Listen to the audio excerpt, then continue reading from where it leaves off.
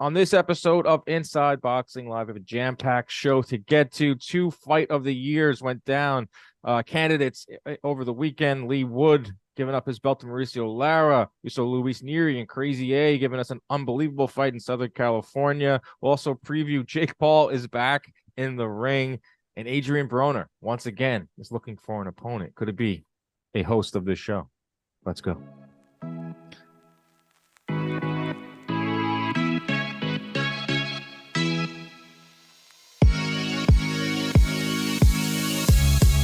What is up, everybody? Welcome into another episode of Inside Boxing Live.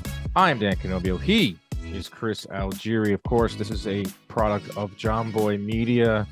And Chris, what a weekend we had in the sport of boxing. We told you in the past episode that Saturday could give you two fight of the year candidates with Leigh Wood and Mauricio Lara and Crazy A taking on Luis Nery in the evening. And man, it delivered. What an unbelievable weekend of fights, Chris. How are you, man? Yeah, I'm doing great. And if the sport of boxing is doing good and getting good fights, then I'm a happy camper. And this weekend was definitely didn't disappoint. So, when you have got a lot of ideas leading into a fight weekend, like, oh, it's going to be a good weekend. And then it lives up to it and goes actually above and beyond it, which I think this weekend did. I mean, shoot, that's good for the sport. Right? 2023 is starting off really, really strong. Right. We said that February was going to be like a slow month because we weren't seeing like the biggest names like we're going to see in April and June and on. But man, like I will put together a list. I have my top 5 fights of 2023 so far. Banger after banger, week after week. It's been an awesome start to the year, and we're only getting started. Just a quick programming note. This will be the only episode of the week, putting out a little bit earlier. Chris has pro box stuff. I'm heading over to Boston, taking a little mini vacation. But I will have my face in Twitter, following the Ryan Garcia tank news, which should be announced any minute now, and any other fights that should be coming through. Hopefully, my girlfriend is not too upset that I'm looking at Twitter while in Boston. But like we said, like boxing, it's a 24/7 gig. No, absolutely. But boxing never sleeps, and you got to work. I mean, if something comes up, man, I'll be talking to you while you're in Boston. If Ryan Garcia fight and the tank fight gets announced, we will have something. So keep it locked to Inside Boxing Live YouTube page, and socials and all that good stuff. All right, so what should we get into first? Let's get into the Leigh Wood Mauricio Lara recap. A lot of people on Twitter are asking me your opinion. We'll start with how it ended. Lara lands a one-hitter quitter, perfect punch on the chin of Leigh Wood. And it was one of those knockdowns where he went down so hard, stiff, came up, had no legs, 10 seconds left in the round. But Ben Davison throws in the towel. One of the more debatable corner stoppages. I think Davison made the right decision. What do you think? Take us through it. Yeah, I mean, you never know what's going on in the corner. You don't know what you're hearing from the fighter. I will say, though, even in the round number 1, Lara's shots were jarring. Even when the jabs he was landing, you could see the way that everything was affecting Wood when he got hit. And he's a warrior. He battled through that. He was dealing with someone who definitely had more firepower than him, but was giving as good as he got. But like I said, you never know what's going on in the corner. Ben Davis is an incredible coach. He's really aware of these guys. He's very in tune. So sometimes guys go in the corners and they'll literally sit there and be like, hey, listen, this guy's hurting me with everything he's touching me, or that shot hurt me, or things that we don't hear. And a coach has to take that into account. And then when you see a knockdown like that, where your man goes down stiff, hits his head on the mat, gets up on shaky legs, you got to think, well, all that residual damage is already there. Then we got this. We still have 6 more rounds to go. What are we doing here? I want my guy to walk out of the ring on his own recognizance and be able to fight again in the future. So I would have to assume that it was the right move that the corner was stopped. We heard a lot about this with Deontay Wilder. Remember when he said, "Man, if my corner throws in the towel," which Mark Breland did, fired on call, and I'd rather go out on my shield. Like, you've been in the ring before, Chris. Have you ever had that conversation with one of your trainers? You ever had that where, hey, if you throw in the towel, I'm fine with it, or don't throw in the towel? Where did you stand on that with your trainers over the years? It's fight by fight. I mean, two fights I can think of just off the top of my head were the Provatnikov fight, where I was pleading with my corner, like, don't stop the fight. I'm winning the fight. I'm good. My face is bad, but I'm good. But we were all on the same page anyway. It was more me pleading with the doctors to let the fight go on. My corner, not so much. But then even like the Spence fight, like they knew I had a knee injury going into the fight. So when I'm taking all the punishment that I was taking in that fight, and they didn't get to the point where they needed to stop it. The ref called it because I really just went down, couldn't really get up on my leg. But I would have understood because they knew that in camp. They knew my knee was hurt in camp, and they knew that I'm getting hit. I needed my legs, and it wasn't working. So if a fight like that, if it were to be stopped, I would have been okay with it. That's interesting to hear. Like that's the stuff where when they say a trainer knows their fighter best. Yeah. Like the public didn't know you had a knee injury or knee problem. You're a fighter that really depended on legs and movement, and your corner knew that. But there was never like conversation. You never had that conversation, like the hypothetical conversation, like, hey, don't ever stop a fight for me. Or if you did throw in the towel, never have it to happen for you. But if you do throw in the towel, I'm okay with it, or don't ever do it. No, I never had the conversation with any of my guys, but I also all of the coaches I've had throughout the years, and I've had a number of them. One of them, Keith Trimble, who has been in my corner throughout all those years. Even when I've switched trainers, I always had Keith in the corner. Mm-hmm. So, and he's like a big brother to me. So he would take care of me, and I know he knows me well enough that he could see in my face from whatever's going on. If it was time to stop, he would be there and ready for it before me. I think that was the case with Davison. Davison has been with Leigh Wood since the domestic level, took him all the way to a world champion. Another thing too, I didn't realize that Leigh Wood's 34 years old. Like, I didn't know that. I feel like he was like just burst on the scene.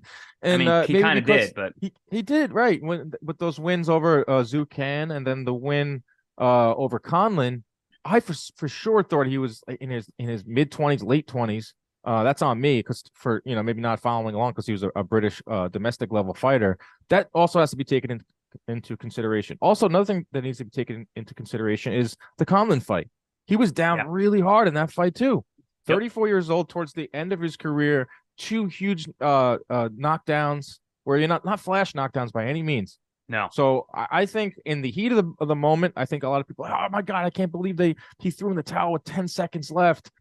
But the more we think about it, the more that we're removed from the fight. Leigh Wood has come out and said it was absolutely the right call. Even when he says it, that's all you need to hear. I think it was the right move because he said, I'm with my kids today. I'm smiling.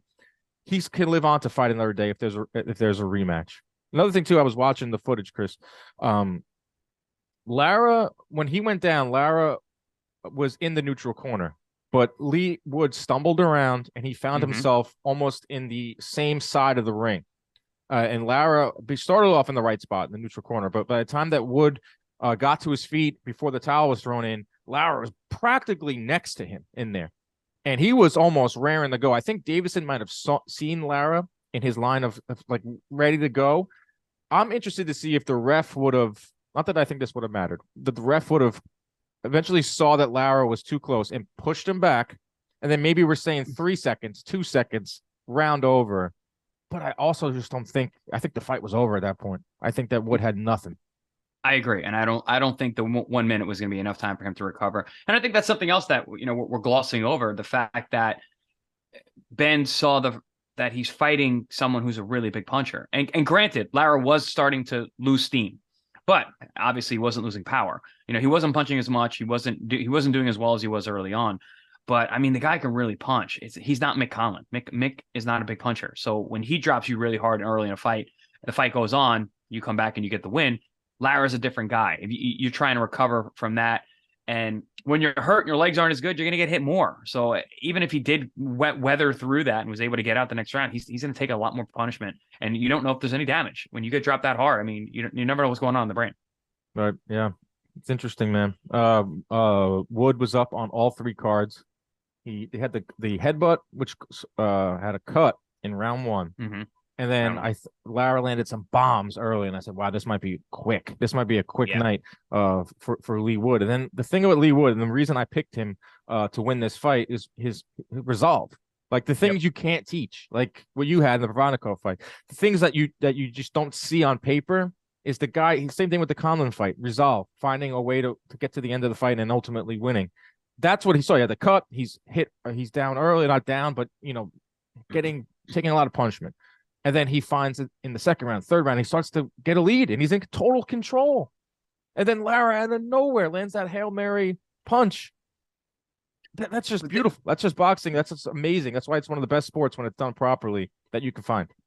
Yeah, as I was watching it, I saw some of the mistakes that Wood was making, and the move that were ended, he was actually dipping out to throw his own left hook, and they actually traded left hooks. He'd landed a good left hook on Lara, just Lara's was bigger, and it hit him right on the chin. But he had thrown that several times throughout the night. He would lean forward, he would square up and lean forward with his right shoulder. Lara would normally punch, and then he would come back afterwards. That time they just did it at the same time, and he got caught. It was working better earlier. And so that's what happens with fatigue. It's at the end of the round.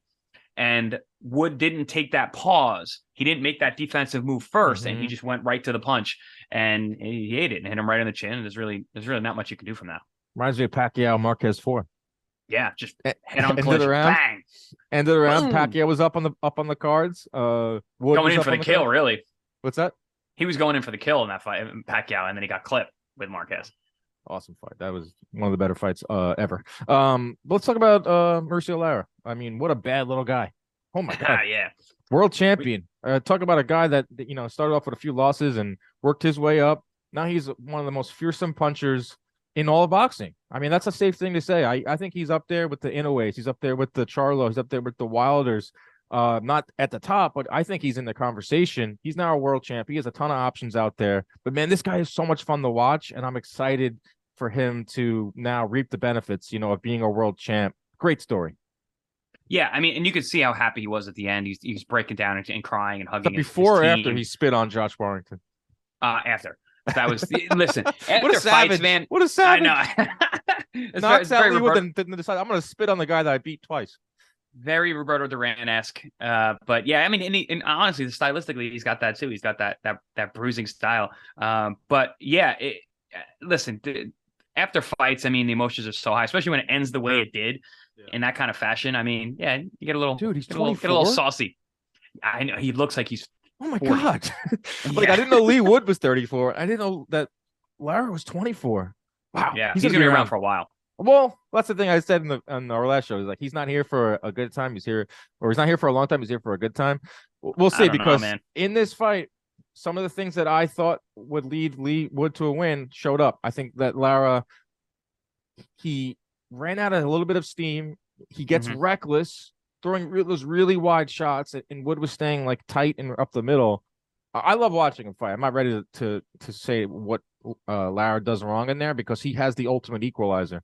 One of the hardest shots you can take in there, and damn, he's the guy at featherweight. We'll get into that conversation now. What could be next? Also, I'm looking at his record. He hasn't lost since he was 19 years old. Yeah, it's been a 5-year win streak, and like you said, he's only 24. So, and he can hit like a freaking mule. And there are some really good fights for him to be made. I think he's not with. I don't know exactly who he's with. I don't know if he's with Matchroom. They might have options on him. There is a rematch clause, and that's another thing to take into consideration too. I saw someone posted on Twitter. It's like, would Davison have stopped the fight if there wasn't a rematch clause? That is an interesting question. That is something to think about. I don't know. I don't think so. I think it was more. So either. I think it's just more their guy dealing with the moment, and that's what you need to be. You got to be very present in a situation like that. Yeah, so Lara could potentially fight Wood in a rematch this summer. I'm interested to see if Wood would take that, because there'll be 3 grueling fights in a row for him. Conlon, Lara again. There's obviously the Warrington fight with the beef, but I don't want to see that. Like, I don't know why Warrington keeps getting these chances. Like, he was beat soundly by him, and then there were cuts, or he was on his way to losing again. He just lost to Luis Alberto Lopez earlier this or late last year to give up his belt. Like, I would like to see Lara fight in a perfect world, Robesi Ramirez. If Robesi Ramirez gets through Dog Bay, you got an ultimate brawler in Lara versus the technician in Ramirez. We probably won't see that fight anytime soon, because Ramirez is with Top Rank. Luis Alberto Lopez, who just beat Very good fight. Very good fight there too. Lara Lopez, that's a unification bout. But what I do think there will be a rematch. I think that Wood will take some time to recover, take some time to be with his family, and then late summer, early fall, do it in Mexico. Yeah, I think there's going to be a lot of a lot of allure to that fight after this ending, and I don't know. Right. Wood, people like Wood now, like, or I mean, like you said, he's been very popular over there. He's popular here now too, popular all over. I think there's a lot of interest in this rematch, in this fight happening. So, get those little guys paid, man. But no, the weight, I mean, this weight class, there's tons of great fights that could happen, and are right there for either guy if they do depend, if they do fight each other. But a guy that I always like as a sleeper is Kiko Martinez. Man, he He's been comes around to with the old fight. He grizzled comes vet. to fight. He's an old grizzled vet, and he finds ways to win. He's been counted out a million times, but every once in a while, he knocks out somebody good. So that was the afternoon slate. So awesome fight between Leigh Wood and Mauricio Lara. Let's see what Lara does next. Maybe the rematch. A lot of names out there. Awesome fight. Great ending. At night in the evening over a Golden Boy, another I think was fight of the year candidate. I think it's the clubhouse leader for fight of the year. Luis Nery and Crazy A, Azat Hovhannisyan. These two went at it in a phone booth for 11 and a half rounds. Ultimately stopped late. Luis Nery gets the win, and he needed this win badly. This is a guy that was stopped by Figueroa. Before that was looking pretty much unstoppable in those lower weights. But now he's back. Luis Nery is back in the discussion. He called out Inoue after the fight, said Inoue is no monster. I'll take that mask off. I will beat him. Okay. I don't know about that, but still, Luis Nery back. I love this fight. It was a blood and guts type of fight. Yeah, I'm a big fan of Nery, and he was on such a run before he ran into Brandon Figueroa and got stopped. But I mean, I think he's back in a big way. This was a huge opportunity and a good matchup, and turned into an awesome fight. And then the way he finished it, I mean, he's the man. He's back, and it's cool to look to see what's next for their division, because there's a lot of good fights for him. Dude, they landed combined 405 punches. 330 of them were power shots. Yikes. No Yikes. jabs. It was just like legitimate phone booth. Let's stand in the middle. Our guy, Corey Erdman on the call, did a fantastic job. He's like Corey Erdman, like big fights starting to follow Erdman. Like he does, Yeah, like well, he's obviously the backup for Grisham, and he's damn good commentator, Corey Erdman. But he gets these the zone fights where they're just absolute wars, and he does such a great job. But that was an awesome, like it was just like all around a great day of fights. After DAZN had a pretty rough week with their price jacking. Did you see that? 225 a year now. Yikes. That's tough. That's tough. And it hurts the fans, man. It really hurts does. the sport. Less people are going to watch now. It's we don't get enough exposure as is. We always say, like, boxing is a niche sport at this point. And when you're putting the price point up that high, it makes it even harder for normal people to access. That's tough. 100% price increase, like Yikes. Out of the blue. we both work with DAZN. The guy we have our comp. I do, we work with them. CompuBox. You do some calls for them. It's like it's a tough spot for us to comment on it, but I think of the fans, and when you see hardcore fans, I see them on Twitter saying that they are giving up and they are unsubscribing. That's a tough look, because if you lose the hardcores, then what do you really have? And DAZN's trotting out the YouTuber Misfit series. They do have Joshua on regular DAZN. I think Canelo fight will be on regular DAZN. But this is a organization that just are rolled out pay-per-view too on top of it. Are they going to start doing pay-per-views like when Joshua moves on to fight someone of note after Franklin, should he get past him? Are they going to start charging $225 a year plus pay-per-view? Because come on, man, boxing fans get taken advantage of so much, and this is just the latest in the line of that. Yeah, I mean, and then it's going to hurt even going to fights. Like, wow, what's my budget for watching boxing every month? Insane. It's over $1,000 probably. If you want to go to a fight, then yeah, you got to add that up too. Those are never cheap. And then your subscriptions are there no matter what. So, and then pay-per-views on top of it. It's boxing once again makes the barrier to entry to be a fan really tough. Did you see John Skipper? He was former ESPN president of ESPN. Then he moved over to DAZN. Now he's working with an independent media company, but he was with the DAZN guy for a while. He said that the Super Bowl should be a pay-per-view. He said they should charge fans $225 to watch the Super Bowl every year.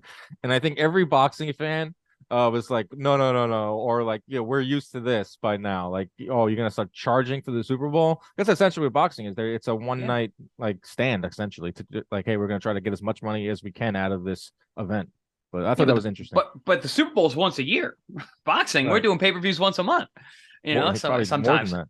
yeah, so yeah, it doesn't seem that crazy to a boxing fan to think like, well, I mean, we pay for our fights. You got to you got to pay for your football. It's not for Pro Box, right? Much cheaper. Whoa, Crowbox, tune in. We're free on most platforms, and then if you want to get no ads, I saw $1.99. that, bro. I saw the Two nice little bucks. picture they posted of you on the set, looking great. Thank you. Yeah, it's Full been time pundit right here. Algeria, you're back, baby. I'm back in a big way. How about after we saw these great fights this weekend, top 5 fights of 2023 so far? We're only in February. It's Wild. mid-February. We're getting closer to March. I took a look at the March April schedule and I was like, whoa, it's gonna be insane. But there have been some damn good fights. Honorable mention. You're a big honorable mention guy, Chris. David Stevens, KO over Sean Hemphill. This was on Showbox, January 20th. All out war, back and forth. Literally last second, 258 of the last round. Stevens KO'd Hemphill. Awesome, awesome fight. That's my honorable mention. I think Showbox is doing great stuff. They had a card on Friday night.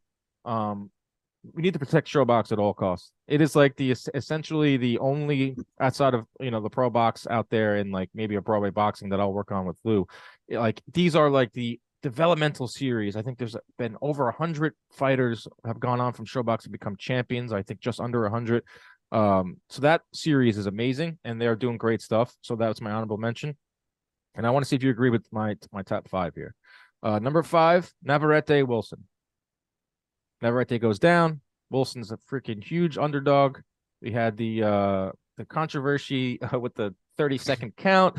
Navarrete ultimately gets the knockout. Anytime that both guys hit the canvas, that's a good fight for me. I got that at number 5.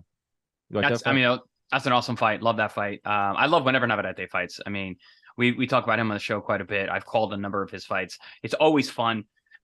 He's not the cleanest guy in the world. He's not the prettiest, but he gets it done. And he makes for great fights. And I think at these higher weight classes where he's not such a size bully anymore, he's actually not a size bully at all anymore. He just has power.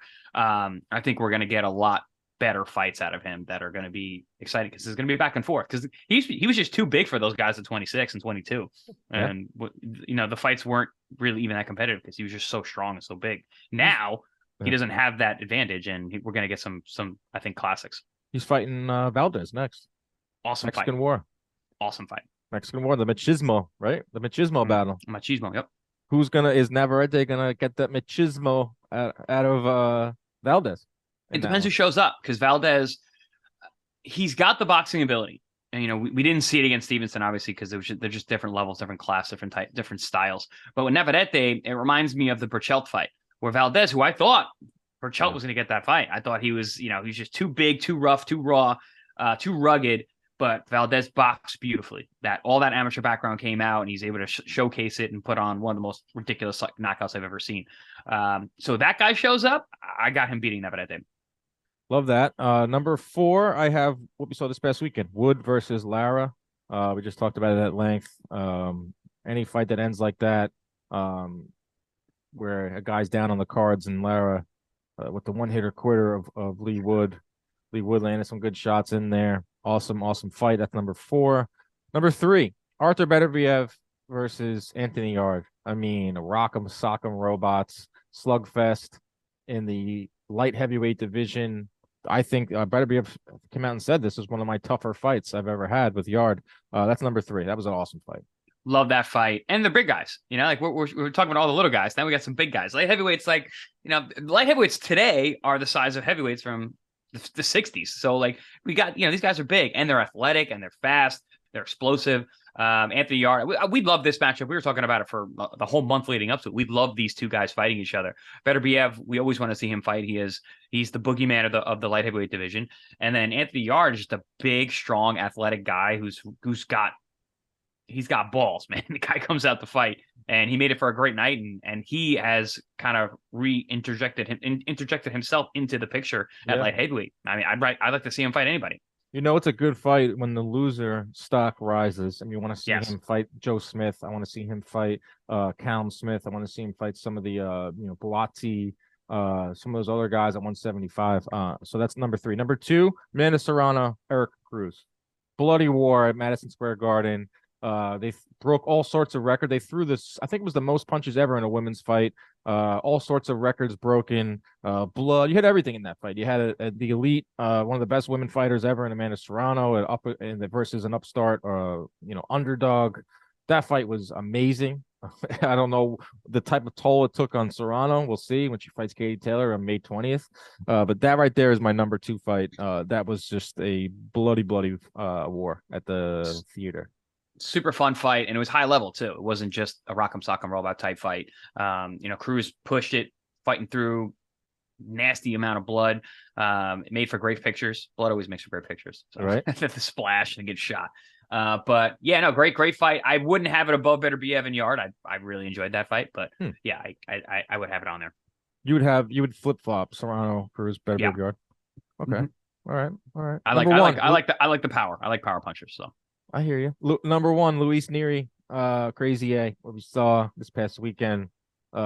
Standing and trading, phone booth, no one backing down, back and forth action, stoppage, didn't have to go to the decision, didn't have to deal with scorecards. I thought that was the best fight of 2023 so far. I agree, because it was high level, and 2, we got rounds and we got the stoppage. So I love that. I love late round stoppages and fights, because you get to see the guys really go back and forth and really dig deep. You get to see both of those guys and what they're really made of. And then when you have that definitive winner, it makes the thing so much easier. Because listen, every time we go to the scorecards and close fights, we all hold our breath, pinch up and be like, oh, come on, do the right thing. So with this fight, there was no need for that. And so we got ultimately a great fight and a great ending. So we were like 8 weeks into 2023, and we've had some awesome fights. I mean, so many times in the boxing world, we gravitate towards the negative and what fights aren't getting made or what's going wrong. So it was pretty fun to put together that list of the better fights that we've seen, and we have a lot more to go. Did you see this, Chris? Adrian Broner. That fight's off February 25th. Michael Williams, I believe, was the fighter he was supposed to fight, broke his jaw. Go ahead. That was the third replacement. Yes. Right. It was supposed to be Red Catch. Red Catch was out. Then it was someone else. I haven't really been following that closely because I don't think much of like Broner at this point. I think the whole show is just odd. But this guy Williams that was supposed to step in broke his jaw. His dad came and announced it, and they kind of threw Roy Jones under the bus, who was his trainer. Like, what the hell? Why is he hard sparring less than 10 days out from a fight? So it came out, I think you said that you were interested in this fight at one point. I've always been interested in fighting and Broner. I've talked about it for years, but I don't think that fight would make sense for them at this point, because he's going to lose. If they want him to have 3 fights this year, starting out with Chris Algieri is not a good idea. So you're confident that you would Broner beat at this point. You're confident that right now you would beat Adrian Broner. I was always confident that my style would beat him. I throw a lot of punches, so it was always a good matchup for me, and it was a fight that we wanted way back when. But people are like, oh, you should take it. The fight's next week. I'm like, no. Well, they were offering 100. They bumped it from 100K, which was hilarious. They were literally looking for an opponent on Facebook. Like, my brother runs a amateur MMA promotion on Long Island, and I've seen them put this all the time. Like, hey, looking for a 135 pounder I mean, that's how it works.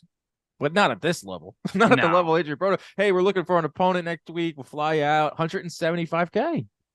No? You don't want that? No, that's not enough money for me, bro. I think a lot of money, man. But that's like you said, Adrian Broner's not at that level anymore. It just shows you where he's at in his career and where this whole show is about. I mean, that's the level that we're talking.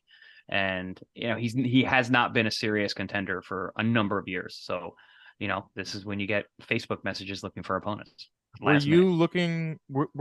Did they reach out to you originally? Was there any interest? I know you said No. years ago you wanted to fight. Was there anything in the lead up to this fight, whether it was for the first pullout or second replacement? Was there any contact between your two camps? Nope. Nope. Hasn't been so for a couple years. Will there be anything going forward now because it's been rescheduled to April? Will you try to get that fight? Potentially. I mean, I'm not trying to do anything, but if they come a knocking, be ready to gear up. Last question: will you let me walk you into the ring, me and Ronnie? Yeah. Why not? Oh my god! Why not? You guys could lead the way. We could do a whole lot of go do a whole build up of Do a in the podcast in back. the ring. Do a podcast on the way to the ring. Listen, man, I'm not. I don't want to tell you what to do with your career. I know how hard it is for fighters to say goodbye. I love for you to just transition into your great broadcasting career, but potentially like an Algeria fight where we could be a part of it. Like selfishly, I think that would be an awesome. It'll be good moment. for the show. Great for the podcast. Getting Ronnie involved, like walking into the ring, like obviously that would be insane. I don't care if it's against Broner or who it's against. Especially Ronnie, that'd be so good for him. He hasn't been that involved in this sport like we have for so many years, and to be that close for him, that would be pretty awesome. Oh man! All right, yeah. So that's the latest. Who knows? Maybe we'll see Algeria Broner in the ring in this year at some point. What do you think? Yeah. Hey, stranger things have happened. Love that. All right. Speaking of stranger things, Jake Paul, Tommy Fury. It's this weekend. Oh wow! Thought there'd be a lot more hype around this fight. I think because it's in Saudi Arabia, kind of took a lot of the sizzle out of this fight. I believe this fight should have took place in the UK. But even fights of this stature, Jake Paul, Tommy Fury, are going to Saudi Arabia for the money. And I understand why they're doing it. I understand Saudi Arabia is probably paying a ton of money for this fight, paying a ton of money for Paul to be posting. I think he's been there for like 2 weeks. So I understand that. But all right, Jake Paul is fighting a boxer. He is fighting a boxer on paper. Tommy Fury is, I think, 8-0. Are you going to give one of the talking points I have here? Will you give Jake Paul credit for beating a boxer? I'll give him credit for beating anybody at this point, but this fight just doesn't have the luster that it used to have. If this should have happened 3 fights ago, if he had fought Tommy Fury prior to beating Silva, it would mean something, right? And that fight should have happened then, and I think it would have been way more impactful then than it is now, because this is almost like a step down from Silva, even though Silva's 50 and not a boxer. You think so? I mean, I don't think that much of Tommy Fury. I don't think in terms of his skills, I've watched his last couple of fights, he hasn't really looked good against mediocre opponents. That being said, he could still beat Jake Paul. I don't think all that much of Jake Paul either. It's wild that these kind of fights are headlining shows. You got two guys with less than 20 fights. It's fame. Yeah. I mean, this, like Lee Groves wrote in the research notes for this, is like if this was fighter A versus fighter B, this is on like the first or second fight of the night. Yep. On a card we watched this weekend. But names, fame, drive the sport. I mean, that's been going on forever. Like I always say, meritocracy does not exist in boxing. I deserve this shot. No, that doesn't matter. It's about drawing power. It's about people tuning in.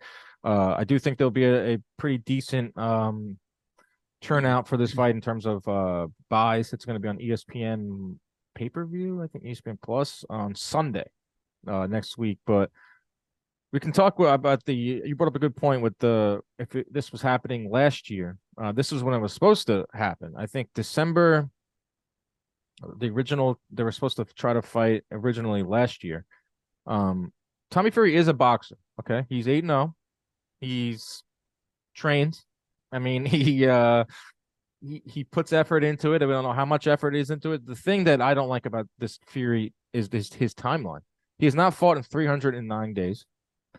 December 2021, he pulls out of the fight with Paul over a chest cold. And he's out of that fight. So Jake Paul reschedules it for August 2022. Visa issues. Can't enter the United States because of the Kinahan whole nonsense. So that's when Paul then pivoted to what's his name? Rockman Jr. That fight fell out, ends up fighting Silva in November. So then Fury fights November 2022. He comes in 7 pounds overweight against supposed to be fighting Paul Bamba. He has to transition into a exhibition fight on that card versus Rolly Lambert. That right there is not a great timeline. There's no momentum on the side of Tommy Fury. There's a lot of momentum on the side of Jake Paul, who fought just 120 days ago and then puts in a lot more training, a lot more time, a lot more effort, a lot more money into his camps. That's why I'm edging Jake Paul in this fight on points. Yeah, with Jake Paul, I've been saying this for a while now. He trains like a pro, and he has for a long time, which is why I always thought it was so ridiculous the guys that he was fighting. I'm like, yeah, he's fighting guys with zero boxing, and he's training like a pro. So it was unfair, and they're picking guys that obviously can never beat him. Now he's fighting someone who actually boxes. He's undefeated fighter, but he trains more than this guy does too. He lives the life of a boxer much more than Tommy Fury does, from what it seems from the outside. And he will have, like you said, he's got momentum going into this fight. He's coming off the biggest win and best performance of his career by far in Jake Paul when he beat Silva. And again, Silva's 50. He's not a boxer, but I've seen him box. The guy can box. He's good. But yeah, so he's got that momentum that he's riding off that last win coming into this fight. And yeah, I would probably edge Jake Paul to win this fight as well. Paul is showing signs of improvement. Yes, he is throwing more punches. He threw 42 punches around, up from 28 in his previous fights against Silva. He landed 40% of his power shots against Silva. He threw 27 jabs. I think this is interesting with Paul. 61% of his thrown punches are jabs, and he's fundamentally fundamentally. You know, you're basically learning from the ground up. Fundamentally, he's doing everything right. He's got good trainers. He's got good training. So that's what you learn in the beginning. You learn to jab. So it's a very stepwise approach that they're using, but it's working. They're picking the right kind of guys that are going to let him level up just a little bit more, just a little bit more, just a little bit more. So the movement of his career has been brilliant. Do you think defense is one of the harder things to be taught and learn? And if you don't have it like innate in you, like Shakur Stevenson, like it's really hard to be taught that. I mean, it's like anything. Anything can be taught and be trained. There's you have to have those instincts, though, right? Right. There's a level of talent, and that comes with genetics, that comes with body type, that comes with athleticism, muscle fiber type. Having that vision, having that awareness. Some people just don't have that, like you said. I've watched my friends who were fighting early on. And I was like, these guys need to retire. They're not seeing the punches. They're not reacting to the punches well. So if you don't have that, you don't have that. But in terms of learning defense, he's not going to be a defensive wizard, but it's like anything else. You learn, you pick it up. But defense and footwork are the two hardest things to learn in the sport, especially when he's learning on the job. He's coming to this late and learning as he goes. Yeah, that's the one part of his game that it doesn't have the greatest of numbers besides the punch output. It's still. He threw 42 punches against Silva, which is still way below the cruiserweight super average. Mm-hmm. It's his overall, I think it's down to like 30, so he's gonna have to step that up. But he gets hit. I think opponents land 35% of their power shots. And he hasn't fought anybody who can hurt him. Yeah, he hasn't fought anybody who's really been dangerous. And Tommy Fury's not a dangerous puncher either. So he's not. Even his lapses in defense are I don't think are going to be an issue until he fights somebody who can actually punch. There's a reason that Paul is picking. He doesn't choose an opponent that he doesn't think he's going to beat. Whether it's Silva at his advanced age, whether it's Ben Askren, whether it's Woodley. I think he believes the same thing about Tommy Fury. Tommy Fury, yes, is a boxer, half brother of Tyson Fury, all that.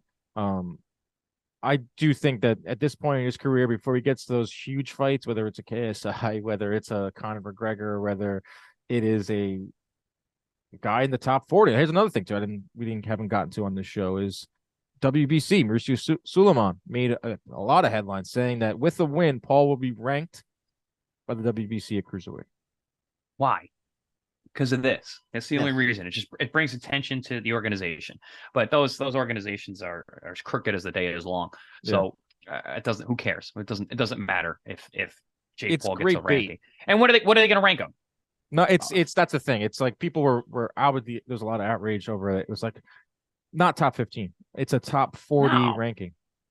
Yeah, exactly. He's gonna be 40. You rank him 38. Well, here's the thing. It's like if Tommy Fury wins, is Tommy Fury entering the cruiserweight top 40? No. I didn't say Suleiman's his statement was, we don't believe in discrimination against fighters.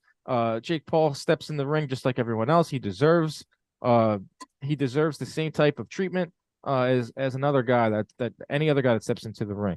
Didn't hear him say that about the Tommy Fury though. Tommy Fury beats Jake Paul. Does he become a top 40 at cruiserweight? Well, that just kind of shows the hypocrisy of Suleiman. I mean, I think everyone saw right through that. He's number 355 in the on BoxRec in terms of the world ranking. Tommy Fury is. Well, did you see his opponents? What their combined record is? 24. I don't see a lot. 24, 176 and 5. Yeah. Which is how British fighters, prospects get moved.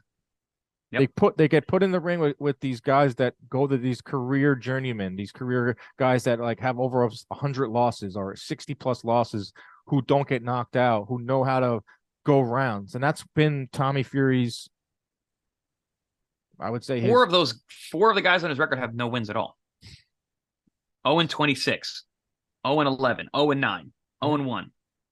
And that's something that I think Jake Paul is going to need to learn, is to not talk so badly about your opponents before you fight them, because he's been talking about Tommy Fury, talking about his opponents and how bad they are and how he has no power. It's like, I understand you're trying to get in his head, but you're also getting in the heads of everybody watching. Dude, who's seeing, and you're telling everybody the guy that you're fighting sucks. So when you beat him, then why are we going to care? That is what Floyd Mayweather did. Yes, amazingly. He always hyped up his opponent. Yep, smart.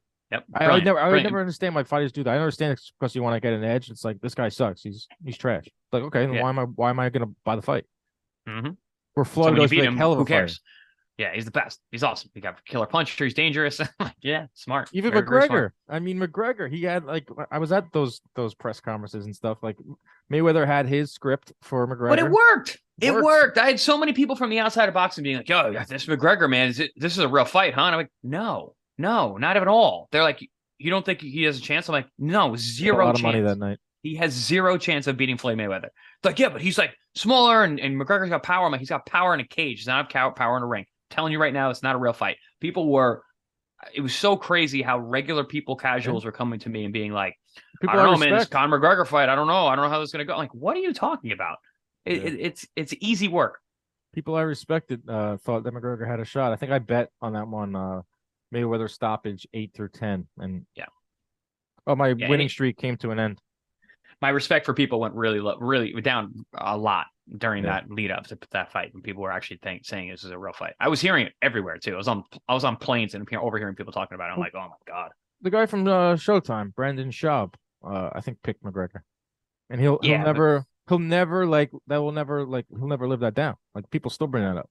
He's got a lot of things that he'll never live down, but so Jake Paul is back in the ring this weekend. I'm interested in the fight. I am very interested in it. I enjoy Jake Paul fights. I have identified what they are. I think a lot of fans are starting to do that. It's a form of entertainment. It's fun. I enjoy how he chooses his opponents. I'm interested to watch how far he can take this thing. I do think he's improving. What's his ceiling? I ultimately think he will win on points. I don't know if he'll be able to get Fury out of there. The thing Fury's got going for him that Paul hasn't faced is youth. I mean, this guy's like, what, 20? I got to look up his age. He's definitely not close to 30. So a lot of things that the detractors were saying about Paul, like, you got to fight a boxer. Okay, technically fighting a boxer. You got to fight someone close to your damn age. Like, Silva's almost 50. So he is checking off some boxes here. Should he get past Fury? Yeah, no, it's like I said, it's very stepwise the way they're moving his career, and this is another step in the right direction. Again, it would have been better a year ago when it was supposed to happen. It would have been better before the Silva fight, but it is what it is, and here we are. We're talking about 23 years old, another Jake Paul fight. 23 years old, Tommy Fury. Paul is 25. So this is a main event. This is a big fight in the YouTube boxing world. I will be tuned in. I think Jake Paul wins on points. What's your pick? I agree. Same thing. Jake Paul on points. Wow, we're in agreement. That doesn't happen much. Well, you picked Lara, right? I did. I picked Wood. We went head to head on Friday when we talked first about that. Loss of the year betting wise. Should have listened to me. But it was, I mean, see, he doesn't get nailed by that shot, and he rides it, and he was going to win a decision. Yeah, I don't necessarily believe that Wood was ahead the way that the judges were had. I mean, I He was thought ahead, Lara but won the only first by two. 2 points. Yeah, I mean, it was still close. He was definitely had the momentum though. He was doing much better in those middle rounds than he was in the first two when Lara was just too strong and hurting him. Because Lara, I mean, Wood got hurt a lot in that fight, and Lara got clipped with some big shots, was taking them well. Definitely was slowing down though. But yeah, it was a great fight either way. I'm just messing with you. I'd gladly lose a bet and in return get to see like an awesome moment, awesome fight. Exactly why I'm hoping to lose the bet about the Garcia and Tank fight. I've been What is that? saying Just a beer, though, right? I've been fading you for months about this fight I don't happening. think there's any action on that. They should start DraftKings should start doing that. Like, will this fight just happen? Right. Like Haney, Lomachenko. What are the odds? We did that last week. Will it happen? Will it happen in April? Will it happen by July? That those are the prop bets that I would put up for the Davis fight before actually they get in the ring. Yeah, no other sport is that even a thing. Like they have schedules in other sports. They have commissioners. That would be interesting. I may have to talk to our guys at DraftKings. Like, hey, you should add that in because there are a few big fights on the schedule that have not been announced. But I do think Ryan Garcia Tank is one of them. By the time this comes out, the fight could be announced already. This podcast. Good show, Chris. We got covered a lot of ground. You're heading over to Pro Box this week to do some more stuff with them. Yeah, I'm heading over to Tampa actually in about an hour. I just got to pack and head out. Damn. And and then going to work all week. Love that. I'm heading to Boston for a few days. I'll be looking at Twitter. Ronnie's right now in Daytona in the infield. He's in the pace car. That's so cool. Ronnie's living it up. Race car Ronnie, they're calling him. I have always wanted to go to Daytona 500, and this young man's there beating me to it. Living the dream, young Ronnie. He'll be back on the show. Special thanks to our guy Jeff DePalma. He's editing this podcast. He stepped up with Ronnie out. So shout out, Jeff. Appreciate you. Remember, folks, protect yourselves at all times. Keep your hands up at all times. Stay out of those DMs. We out.